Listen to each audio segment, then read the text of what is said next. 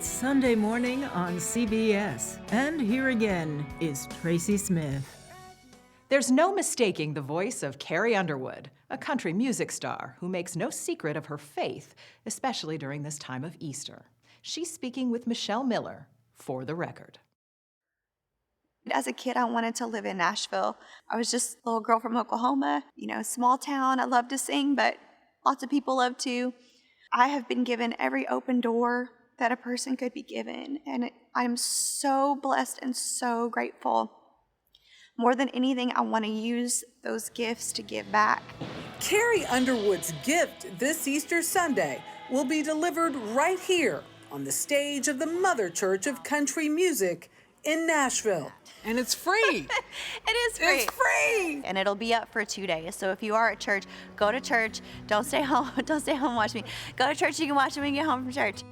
A virtual live concert at the Ryman Auditorium that will be streamed on her Facebook page. Just as I am. The gospel songs of her childhood reinterpreted on her new album, My Savior.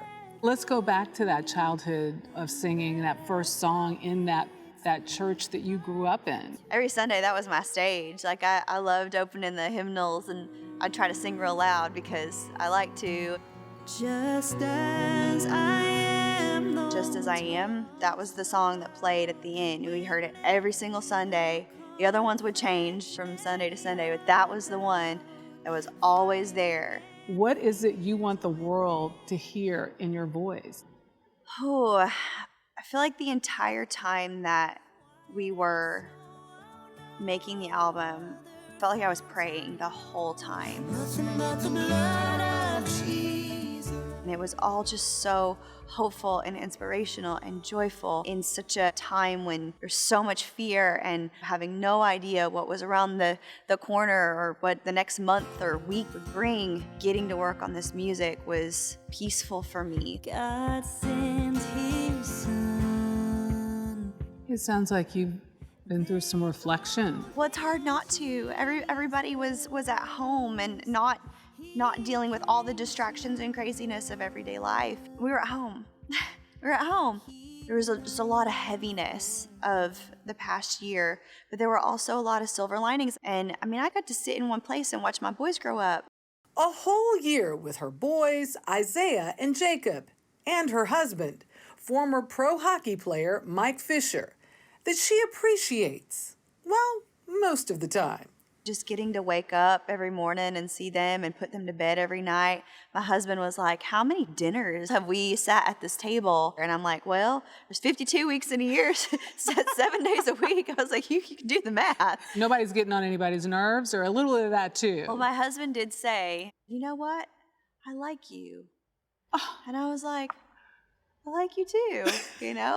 It's kind of weird. He's like, no, you love someone, but it's like when you are off doing your own thing and then you come have dinner together, you don't really have to deal with each other that much. He's like, we've been together, and some couples kind of get stronger and you see some go the other way, and I feel like we were really good at being together all day, every day. Your hubby gave you a solid. Yeah, that was really nice. Yeah. One of the songs she recorded this year, Softly and Tenderly, which she performed memorably at the Country Music Awards following the horrific mass shooting in Las Vegas in 2017.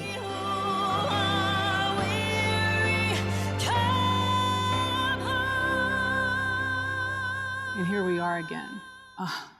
It's almost like you knew somewhere that we would need this. That song at that time did, I feel like, provide a lot of us just a moment to cry together and be there for each other and just feel and heal. Great is thy faithfulness. And she pairs up with best-selling gospel singer CeCe Winans to sing a beloved hymnal standard. Great is thy faithfulness, a song CeCe had often sung with her mother, Dolores Winans, a gospel legend in her own right. You've sung this song with your mama. Yes. And you rocked the house down. Great is thy faithfulness. My mother said, wait a minute, she's doing that duet that she did with me, with somebody else?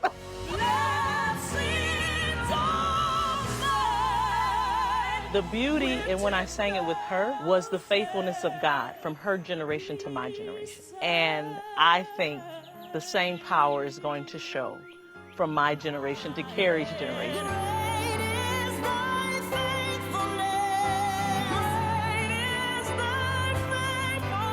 I mean, I feel like she mops the floor with me, to be honest, but I was like, I'm gonna sing with her. Like, it's both exhilarating and exciting and terrifying. It all just worked out. God's timing is just amazing. I was having a conversation with a friend of mine. He's white and a Baptist. I'm black and a Baptist. We were listening to your music. He said, like, these are standards in my church. I'm wondering, are they standards? I was like, boy, yes. We just sing them differently. It's a style thing. And he said, whoa, this is a bridge. Did you think of that? Breaking down the barriers that sometimes are in between. I mean, I feel like I don't try to overthink anything. When the stars align and something feels right, you just go for it. You just do it. It's a bridge in generations. It's a bridge with culture. Things that we have allowed to separate us, I think this song is bringing us together. Now that little country girl is all grown up, Just as I am, thou wilt receive. she hears much more in those simple gospel hymns. Just as I am. All the times we sang that song, I never thought much of it because it was always there. And now as an adult, just as I am, he loves me just as I am.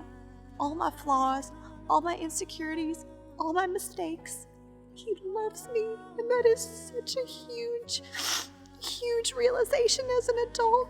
I feel like there's not one single time in recording it or doing anything with these songs that after I'm done, I haven't felt like crying. Happy tears. These are happy tears. They are happy tears.